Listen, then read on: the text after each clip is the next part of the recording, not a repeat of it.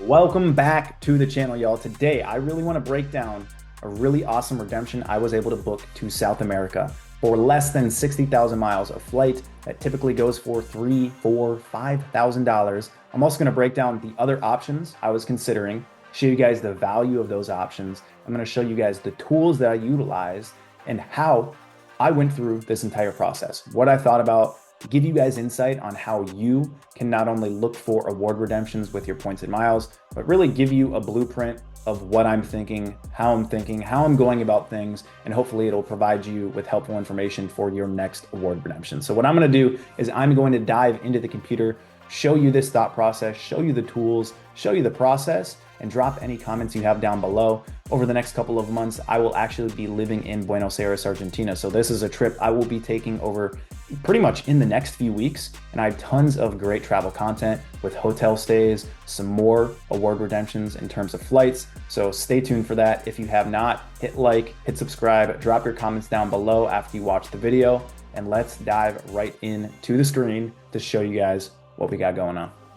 All right, let's dive into it. Let me take you guys in the mind of a travel hacker, how you guys get these award redemptions, and kind of my thought process on why I decided on what I decided on.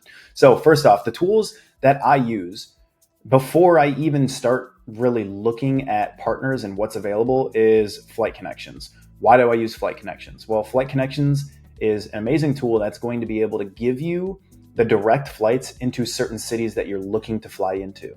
So if you guys don't know, you're going to get the best award availability from international hubs into international hubs. So if you're in a smaller airport, you may not have direct flights into another international hub that you're getting into. So Flight Connections is going to be able to fast track that process and show you the airports that go into the cities that you're looking for, as well as the airlines that will fly those flights.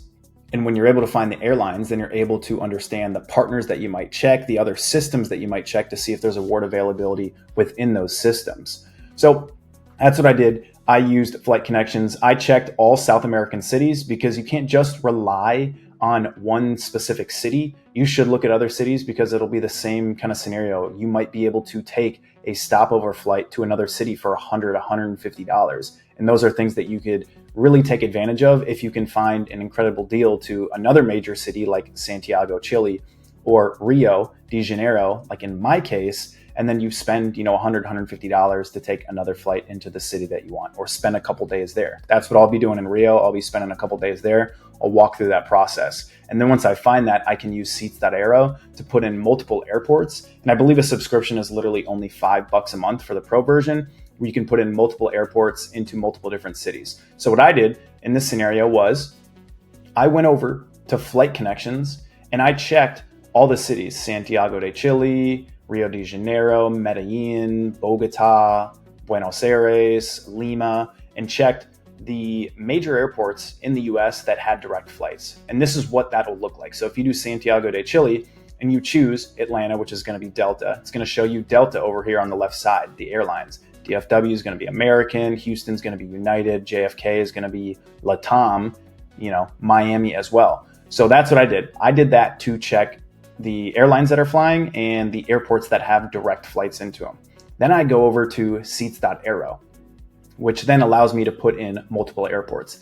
In this case, I initially started out with, Bogota and SCL and Medellin and all of those cities and tried to cater my way through. And so I'll go through this process. If I'm looking at economy, I can structure that on the pro version to see the least amount to the most amount, or business class, the least amount. And then it'll tell me the types of airlines that are flying those or some of the systems. Now, one of the things specifically with Seats.Aero is it's not going to do all of the heavy lifting, but it allows you to find the availability that is there. So in this case, right, the major airports that I was able to find out with direct flights to South America, this changes on the South American city.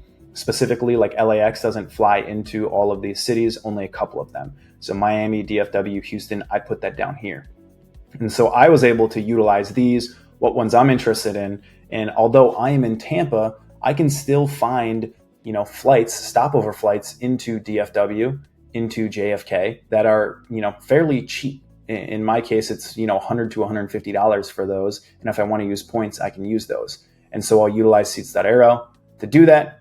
to do these searches. And then Seats.Aero will give you, 70% of the amount, especially if you're going to go to Asia. It's not going to really help you out with Cathay or Japan Airlines, but I know that I can book certain flights with American or even with Alaska that I can book with American Airlines miles or Alaska miles. And in this case, which I'll explain later, I was able to utilize the partnership and the merger happening between Alaska Airlines and Hawaiian Airlines. Cool thing about that is right now, you can transfer American Express points into Hawaiian and then transfer them to Alaska, which provides so much opportunity right now while you can.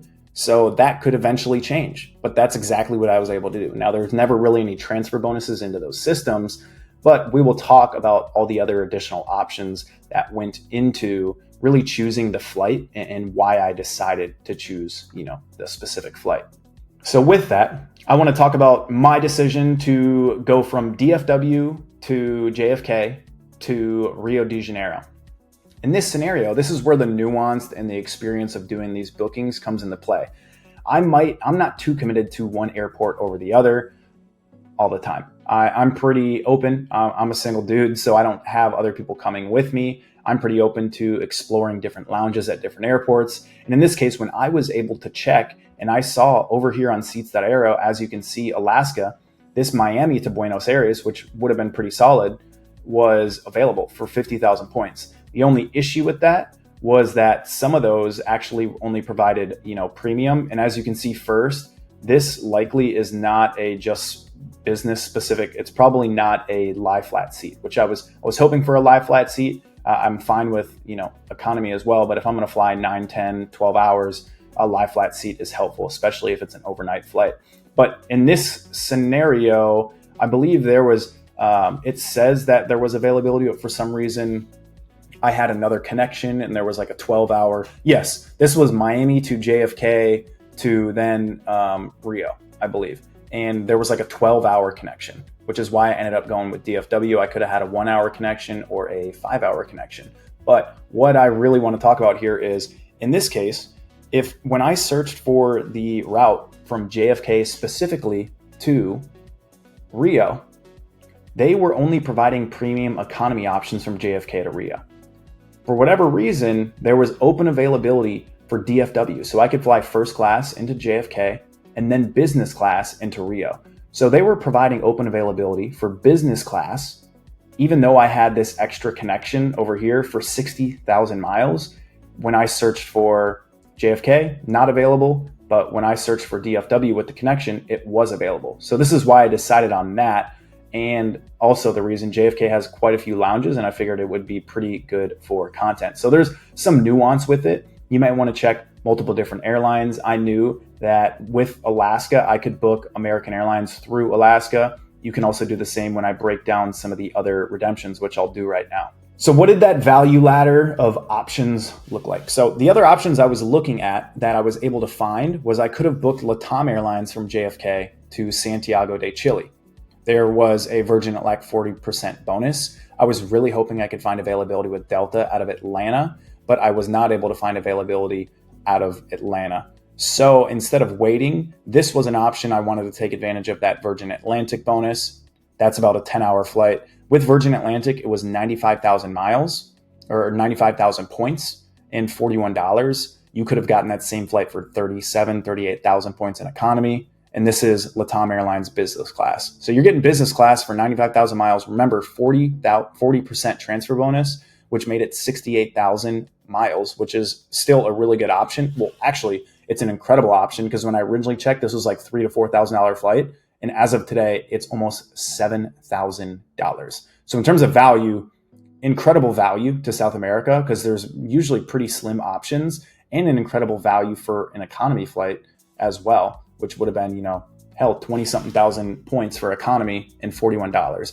And this is really what that experience looks like on LATAM. I was really thinking about this one for sure with the 40% transfer bonus. But Santiago de Chile, I stayed at a lot of Hyatts. They did not have many. They really only had one Hyatt centric, and there weren't really any suites or very nice suites there. So I wanted to get some content. So I decided to pass on this, even though This LATAM Airlines on the 787, I believe, is, a really good option.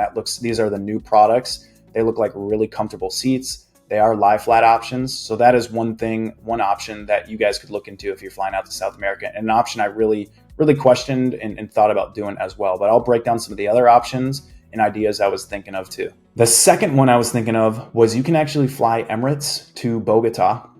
And then I was thinking of flying Avianca from Bogota to Buenos Aires. So you could fly Emirates from economy at 10,000 miles. You could fly the biz class for 50,000 or first class. In my opinion, you should either fly economy or the first class just for the extra 10,000 miles because of the experience. This is on the 777. This is kind of just like an extra route that they add into to get more business. This is a flight from Dubai to Miami to Bogota and then back. This is just kind of that route that they add into their system. They added that over the last year.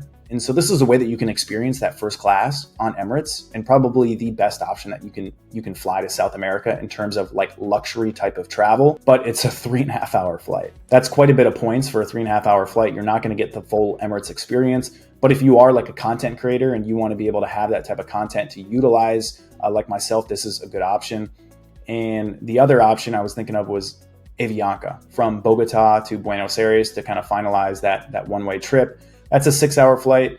If you guys don't know, there's not the greatest reviews when it comes to flying Avianca, and these flight times were like really, really bad. They were overnight. You're arriving at like 6 a.m. or like leaving at midnight. You could get economy for $32K with the transfer bonus. So there was a 15% transfer bonus, and up to $51K for business class. That is a 6-hour flight. It's kind of that meet in the middle. Do you do it? Do you not? And it's also Avianca. The total of that, if you were to do, one biz class flight and one economy with Emirates, 45 to 60,000 points. So you're kind of in that same range and still getting, decent value. I believe the Avianca flight was around $1,500 to $1,800. Or if you were to do, first class and biz class, up to 110K. One thing that you could think about too, if you did do the 10,000 miles, the day of check-in, if you wanted to, you could ask how much it would cost to upgrade into business class or first class. It will probably be, because it's a short flight, a few $100s. So you could do that, and that could be a really, really good option if you want to pay instead of utilizing points. And this is kind of that points breakdown from life miles as well of what that looks like. And then I showed you guys the 15% transfer bonus. And so like I was talking about, my final decision was actually flying the 777-200 on American Airlines directly from JFK to Rio. I took the DFW to JFK route. I'm able to fly first class to JFK. I have a 4 to 5 hour layover, and then I have that 10-hour flight to Rio de Janeiro. And I'm going to explain why I chose this, why I think it's more valuable to me. But either one, right, these options could be great for you either way. The way that I was thinking, cost me 60,000 American Express points because I transferred them to Hawaiian and then into Alaska. I really, really like Alaska and American Airlines award systems. I think you can get incredible deals with their partners. And in this case, I have already flown the 777-300, and so I know the experience. Although it's, a fairly similar product, the 777-200 is very known for being extremely comfortable seats. Now, it doesn't look as good as the newest products on LATAM, just from experience that it is a solid product, and I'm able to have a lie flat seat on that 10-hour flight.